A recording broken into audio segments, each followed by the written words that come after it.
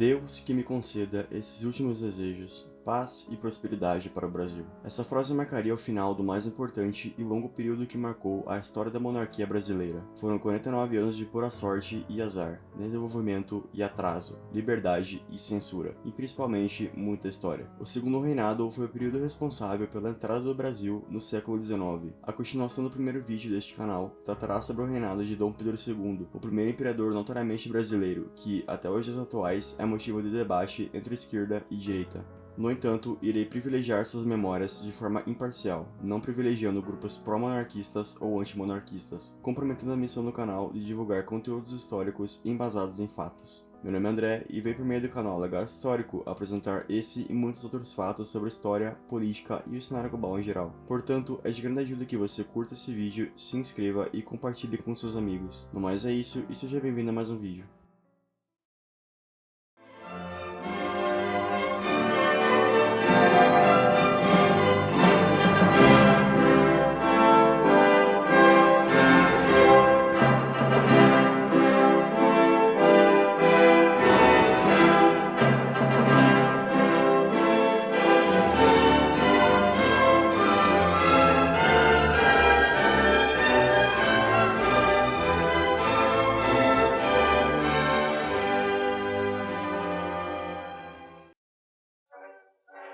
Pedro de Alcântara, João Carlos Leopoldo Salvador Bibiano, Francisco Xavier de Paula, Miguel Gabriel Rafael Gonzaga, filho de Dom Pedro I e Dona Leopoldina, nascido em 2 de dezembro de 1825, já começaria sua vida de forma trágica. Perdeu a mãe pouco depois de completar 1 ano, e seu pai o abandonaria aos 5, quando retornou para Portugal. Com a ausência do imperador, o Brasil mergulharia seus próximos 9 anos em uma regência, devido à precoce idade de Pedro. O garoto, com 5 anos, foi tutelado por José Bonifácio, o mesmo mencionado no vídeo da independência, que foi perseguido por Dom Pedro I e teve sua extrema importância na história brasileira por ser um dos principais articuladores da independência. A rotina do futuro imperador era extremamente controlada, desde a hora de acordar até dormir. Eram lecionadas diversas matérias para ele, e por isso foi obrigado a estudar muito quando criança. O historiador Gilberto Freire afirmava que a juventude fugira dele a galope. No entanto, a educação de Pedro teve bons frutos, pois, conforme o tempo, já entendia 13 línguas, além do português. Infelizmente teria uma saúde precária, sendo acompanhado de crises de epilepsia durante toda a sua vida. A coroação de Pedro de Alcântara se deu no contexto de instabilidade causada no período regencial brasileiro. As demais revoltas que ocorriam por todo o território, como a Revolução Farroupilha, a Sabinada, a Balaiada, a Cabanagem e a Revolta dos Malês, motivaram a criação do Clube da Maioridade. Resumidamente, o Clube da Maioridade foi uma decisão dos liberais que tentaram uma manobra política para fazer Pedro imperador antes de completar 18 anos. A decisão foi aprovada, fazendo então o novo imperador do Brasil, com apenas 14 anos de idade. Conhecido como o Golpe da Maioridade, muitas pessoas não consideram a decisão como um golpe, já que utilizam o argumento de que ele foi realizado por ser muito popular e com a aprovação da Assembleia Geral. Já com o poder em mãos, um dos primeiros atos do imperador foi decretar anistia a todos os envolvidos nas revoltas internas que assolaram a regência. Foi aí que as pessoas o apelidaram de o Magnânimo, pois essa personalidade perdoável se tornaria comum durante todo o reinado. Outra ação que ele fez foi a dissolução da Câmara, criando uma espécie de rodízio no poder entre o Partido Liberal e o Partido Conservador, que eram os dois maiores da época. Nascia aí então, em 1848, o regime monarquista parlamentar, que a elite havia proposto a Dom Pedro I, mas que o mesmo havia recusado e se tornado um absolutista. O sistema parlamentarista brasileiro consistia no poder do imperador em escolher o primeiro-ministro, e este exerceria sua função como o presidente do conselho e chefe do poder executivo, escolhendo por si só os demais membros do ministério. Uma diferença do sistema político imperial brasileiro com o atual é que antes da república, o país possuía um quarto poder, o moderador. Este era controlado pelo próprio imperador e tinha a possibilidade de nomear os senadores, sancionar os decretos criados pela Assembleia Geral, aprovar as resoluções dos conflitos provinciais, dissolver a Câmara dos Deputados com a condição de convocar uma nova imediatamente, nomear e demitir os ministros do Estado, perdoar e moderar réus condenados por sentença.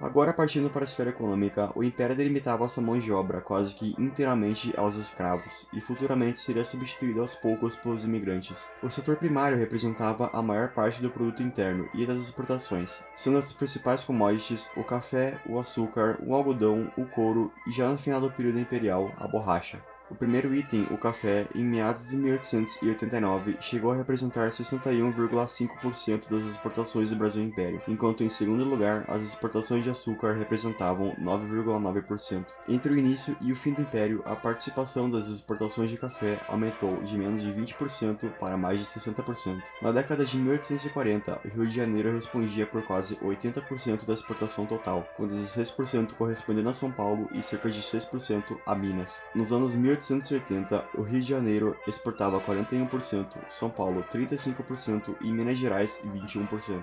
O aumento no cultivo do café foi o principal sustento que fez com que a cidade de São Paulo se tornasse a maior metrópole do Brasil, superando todas as capitais que o país já teve. Contudo, toda a produção ainda não era suficiente para uma balança superavitária, pelo fato do país não ter uma indústria forte e poucos produtos manufaturados para atender toda a população. Portanto, havia muito mais importação do que exportação, causando um déficit contínuo e mais endividamento para os cofres da nação. O Brasil, mesmo sendo uma potência na produção do café, estava longe economicamente de seus concorrentes, por não ser um país tecnologicamente ativo e com baixa qualificação da mão de obra. Esse último fator pioraria ainda mais com a Lei Eusébio de Queiroz em 1850, a qual promulgava o interrompimento do tráfico de escravos vindos do exterior. A promulgação da lei fez o Brasil passar novamente por escassez de mão de obra, portanto, fazendo o preço do escravo aumentar. O país só se reajustaria posteriormente com a chegada dos imigrantes vindos principalmente da Itália. A baixa produtividade resultou em um PIB de 6,985 milhões de dólares em 1870.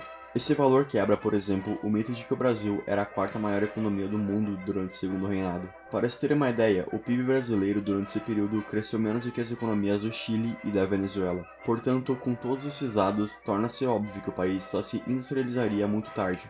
Embora o governo imperial tenha distribuído subsídios para a indústria brasileira, o império tinha um peso econômico relativamente modesto. Na década de 1880, haveria indústrias nas áreas de alimentos e produtos têxteis no país, mas eram muito pequenas e às vezes até artesanais.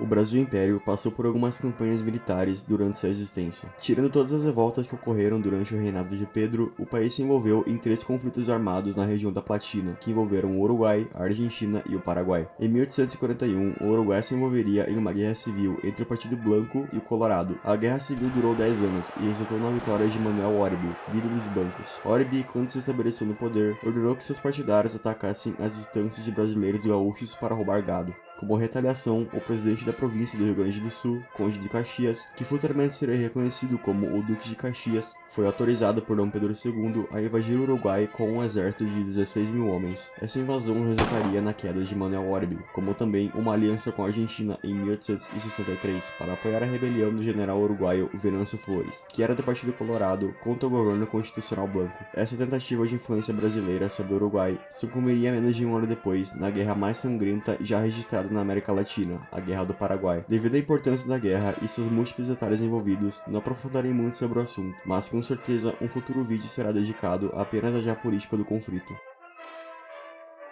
Na independência, em 1822, o Brasil tinha provavelmente uma população entre 4,5 e 4,8 milhões, e cerca de um terço era escrava. 50 anos mais tarde, esse número subiria para 10,1 milhões de habitantes, com a população escrava excedendo 1,5 milhão. É de se espantar que o número de escravos era tão alto, e para se ter uma ideia, era comum até pessoas brancas de classe baixa possuírem um. O Brasil foi o maior território escravagista do hemisfério ocidental por mais de 350 anos. Em todo o século XIX, 40% de todos os escravos trazidos para as Américas tinham destino às terras brasileiras. Inicialmente por pressão britânica, o Brasil passou a primeira lei de combate ao comércio negreiro em 1831, proibindo o tráfico de escravos vindos da África.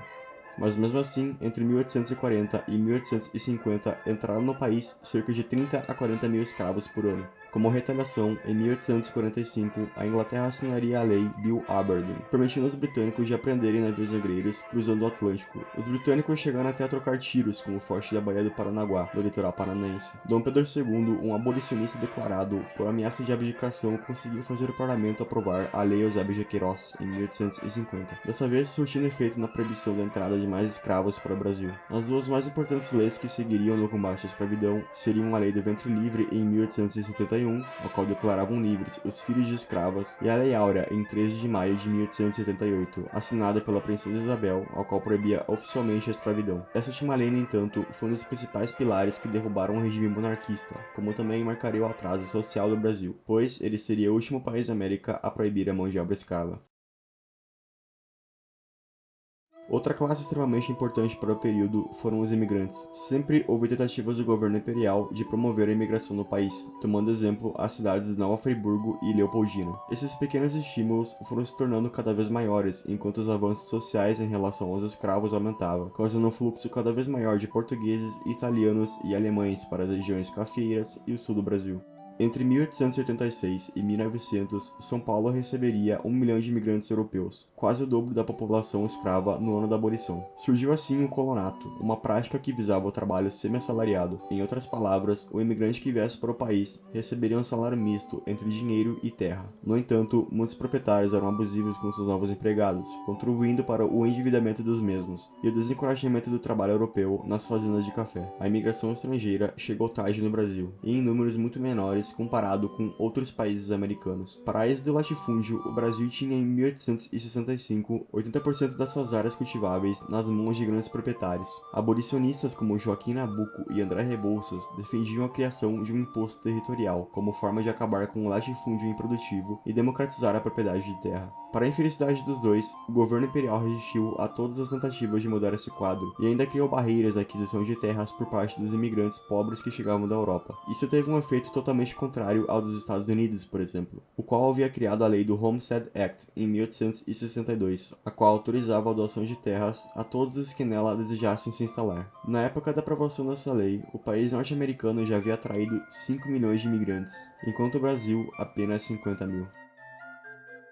Pedro carregava consigo uma enorme admiração pela ciência. Em 1876, visitou a Exposição Internacional de Arte, Manufatura e Produtos do Solo e das Minas, na Filadélfia. Nessa exposição estava o professor escocês Alexander Graham Bell e a sua nova invenção, o telefone. No entanto, havia um posto inventor nos fundos de um corredor, isolado e nada frequentado pelos juízes da exposição. Um dos únicos visitantes que apareceu para assistir sua apresentação foi Dom Pedro. Já que o imperador estava lá como convidado de honra, estava sendo acompanhado pelos juízes.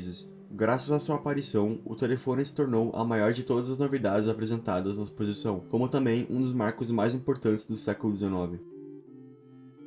Não só essa ação significou uma enorme paixão de Dom Pedro pelas inovações inauguradas na Revolução Industrial, como também usava recursos do governo para financiar estudos de pesquisadores brasileiros no exterior, com o objetivo de atrair a ciência para o país. Foi graças a isso que o Brasil teve como exemplo algumas figuras culturais importantes, como o compositor Carlos Gomes e a sua obra O Guarani.